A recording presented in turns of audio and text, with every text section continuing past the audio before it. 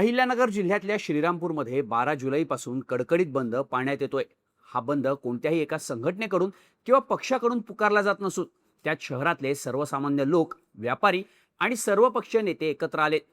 11 जुलैच्या दुपारी शहराबाहेर नेवासा रोडवर असलेल्या हॉटेल लक्ष्मीनारायण अँड लॉजिंगमध्ये एक गंभीर प्रकार घडला. जेवण द्यायला उशीर झाला म्हणून तिघांनी हॉटेल चालकाची हत्या केल्याची घटना या हॉटेलमध्ये घडली. यामुळे वातावरण चांगलंच तापलं. मृत हॉटेल चालकाच्या नातेवाईकांनी आणि नागरिकांनी त्याचा मृतदेह पोलीस स्टेशन समोर ठेवत न्याय मिळेपर्यंत अंत्यसंस्कार करणार नसल्याचं सांगितलं. या सगळ्यात गेल्या काही दिवसांपासून शहरातल्या एका टोळीनं वातावरण बिघडवल्याचा आरोप केला जातोय. सलग 2 दिवसांपासून वातावरण तापलेलं असल्यानं पोलिसांच्या कारवाईवर सुद्धा प्रश्नचिन्ह उपस्थित केले जात आहेत. श्रीरामपूरमध्ये घडलेलं हे हत्या प्रकरण नेमकं आहे काय, त्यातल्या आरोपींवर होणारे आरोप काय आणि शहरातल्या या टोळीविरोधात लोक एकत्र का आलेत, जाणून घेऊया त्या व्हिडिओमधून. नमस्कार, मी शार्दूल आणि तुम्ही बघताय बोल भिडू. श्रीरामपूर शहरापासून नेवासाकडे जाणाऱ्या रस्त्यावर दुबैया बंधूंचं हॉटेल लक्ष्मीनारायण अँड लॉजिंग हे हॉटेल आहे. 11 जुलैच्या दुपारी ह्याच हॉटेलमध्ये मुंबईहून आलेले 2 जण मुक्कामासाठी थांबले होते. दुपारी 1 वाजण्याच्या दरम्यान ते दोघं आणि श्रीरामपूर शहरातले सूरज जाधव, यश जाधव, ओम डफळ असे 5 जण जेवण करायला हॉटेलच्या रेस्टॉरंट सेक्शनमध्ये येऊन बसले. हे सगळेजण दारूच्या नशेत होते. त्यांनी जेवणाची ऑर्डर दिली पण ती यायला उशीर होत होता म्हणून हे सगळे वेटरला शिवीगाळ करायला लागले. थोड्या वेळानं त्यांनी वेटरला पुन्हा बोलवून घेत शिवीगाळ करत मारहाण करायला सुरुवात केली. हे सगळं बघून हॉटेलचे मालक आकाश दुबैया मध्यस्थी करण्यासाठी मध्ये पडले. त्यांनी सूरज जाधव, यश जाधव, ओम डफळ आणि मुंबईतून आलेल्या दोघांना समजावून सांगण्याचा प्रयत्न केला. पण या 5ही जणांनी आकाश यांनाही शिवीगाळ करून बेदम मारहाण करायला सुरुवात केली. आरोपींनी हाताला लागेल त्या वस्तूनं आकाश यांच्यावर हल्ला केला. तेवढ्यात सूरज जाधवनं हॉटेलमध्ये असलेला काचेचा मोठा टिपॉय उचलून आकाश दुबे यांच्या डोक्यात घातला. यामुळं आकाश जागीच कोसळले. त्यांच्या डोक्यात आणि चेहऱ्यात काचेचे तुकडे शिरल्यानं गंभीर जखमा झाल्या होत्या. हे सगळं सुरू असतानाच आकाश यांचे वडील माजी नगरसेवक शेखर दुबैया आणि चुलत भाऊ कुणाल दुबैया हॉटेलमध्ये आले. आकाश रक्ताच्या थारोळ्यात पडलेले होते.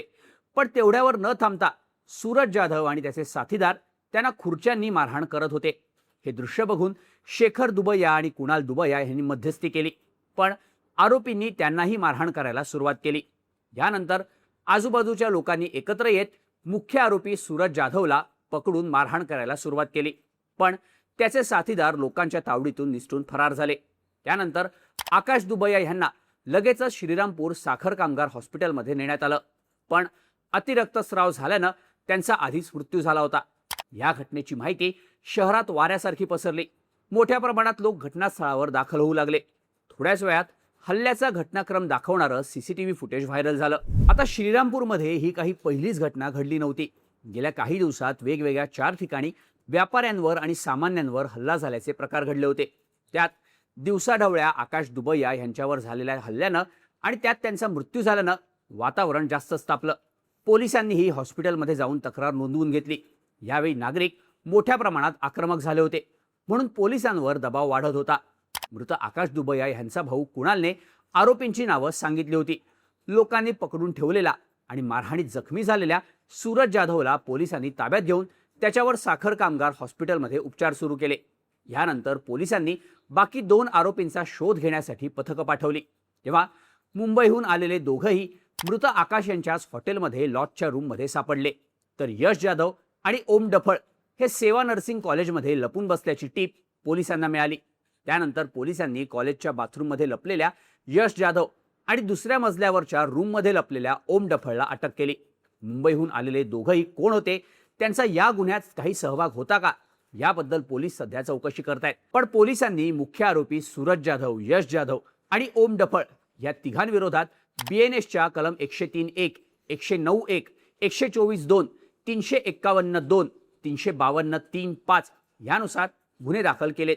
या आरोपींना 12 जुलैला कोर्टात हजर करण्यात आलं होतं. यावेळी कोर्टानं तिन्ही आरोपींना 3 दिवसांची पोलीस कोठडी सुनावली. पण आकाश दुबैया हत्या प्रकरणानंतर श्रीरामपुरातल्या लोकांच्या रागाचा भडका उडाला. गेल्या काही काळात शहरात व्यापाऱ्यांवर होणाऱ्या हल्ल्यांचं प्रमाण वाढलं असून पोलिसांकडून योग्य ती कारवाई केली जात नसल्याचा आरोप व्यापाऱ्यांनी केलाय. आरोपींवर गुन्हे तर नोंद झाले पण दुसऱ्या कोणी असं करण्याची हिंमत करू नये यासाठी त्यांच्यावर मोक्का अंतर्गत गुन्हे दाखल करावे अशी मागणी जोर धरू लागली आहे. त्या संदर्भात पोलिसांकडे मागणी सुद्धा करण्यात आली आहे.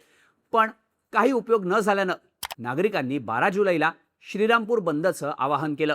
या आवाहनाला लोकांनी प्रतिसाद दिला. श्रीरामपूरचे आमदार हेमंत ओगले यांनीही रस्त्यावर उतरून सुरू असलेल्या काही दुकानांना बंद पाळायला सांगितलं. आरोपींवर मोक्का लावण्याची मागणी घेऊन मृत आकाश दुबैयाचे कुटुंबीय आणि शहरातले व्यापारी पोलीस स्टेशनमध्ये आकाशचा मृतदेह घेऊन दाखल झाले. यावेळी आकाश दुबैया यांचे वडील आणि भावाने बोलताना आरोपी सूरज जाधवच्या आणि त्याच्या नातेवाईकांच्या गुन्हेगारी पार्श्वभूमीबद्दल माहिती दिली. या लोकांमुळे सर्वसामान्य व्यापाऱ्यांच्या जीवाला धोका असल्यानं त्यांच्यावर मोक्का अंतर्गत कारवाई होत नाही तोपर्यंत आकाशवर अंत्यसंस्कार करणार नसल्याची भूमिका त्याचे कुटुंबीय आणि व्यापाऱ्यांनी घेतली होती. हे सगळं बराच वेळ सुरू राहिल्यानंतर पोलिसांनी आरोपींवर मोक्का लावण्यासंदर्भात विचार करत असल्याचं लिखित पत्र आमदार हेमंत ओगले यांना दिलं. अखेर पोलिसांनी समजूत काढल्यावर संध्याकाळी आकाश दुबैया यांच्या मृतदेहावर अंत्यसंस्कार करण्यात आले. पण शहर बंदचा निर्णय मागे घेण्यात आला नाही. गुन्हेगारांवर मोक्का लावण्याची मागणी करत आंदोलकांनी 13 जुलैच्या सकाळपासून बंद सुरूच ठेवला. मुख्य आरोपी सूरज जाधवची बस स्टँडच्या जवळ चिकन टिक्क्याची गाडी आहे. दुसरा आरोपी यश जाधव ह्याच गाडीवर काम करतो. तर ओम डफळ हा नर्सिंगचा विद्यार्थी आहे. पण या आरोपींच्या मागे एक मास्टर माइंड असल्याचं सारखं बोललं जात होतं. पण त्याचं नाव कोणीही घेत नव्हतं. स्थानिक पत्रकारांनी दिलेल्या माहितीनुसार आमदार हेमंत ओगले बोलताना आकाशच्या मारेकऱ्यांच्या मागे श्रीरामपूर शहरातल्या बेग टोळीचा हात असल्याचा आरोप त्यांनी केलाय. ही बेग टोळी म्हणजे नगर जिल्ह्यातील एकनाथ शिंदेचे नेते सागर बेग यांची असल्याचे आरोप केले जात आहेत. सध्या हिंदुत्वाचं काम करणारे सागर बेग आणि त्यांचे भाऊ आकाश बेग यांची गुन्हेगारी पार्श्वभूमी आहे. हेमंत ओगलेंनी या दोघांवर सुद्धा मोक्का लावण्याची मागणी केली असल्यानं या प्रकरणाला राजकीय वळण मिळत असल्याच्याही चर्चा होत आहेत. या सगळ्या गुन्हेगारांवर कठोर कारवाई करण्याची मागणी घेऊन लोक अजूनही श्रीरामपूरच्या रस्त्यावर आंदोलन करतायत. आता पोलिसांकडून या परिस्थितीवर काही तोडगा काढण्यात येतो का हे पाहणं महत्त्वाचं असणार आहे. दरम्यान श्रीरामपूरमध्ये घडलेल्या या घटनेबद्दल तुम्हाला काय वाटतं याबद्दलच्या तुमच्या प्रतिक्रिया कमेंट करून नक्की सांगा आणि अशाच माहितीपूर्ण व्हिडिओजसाठी बोलभिडूच्या YouTube चॅनलला सबस्क्राईब करायला विसरू नका.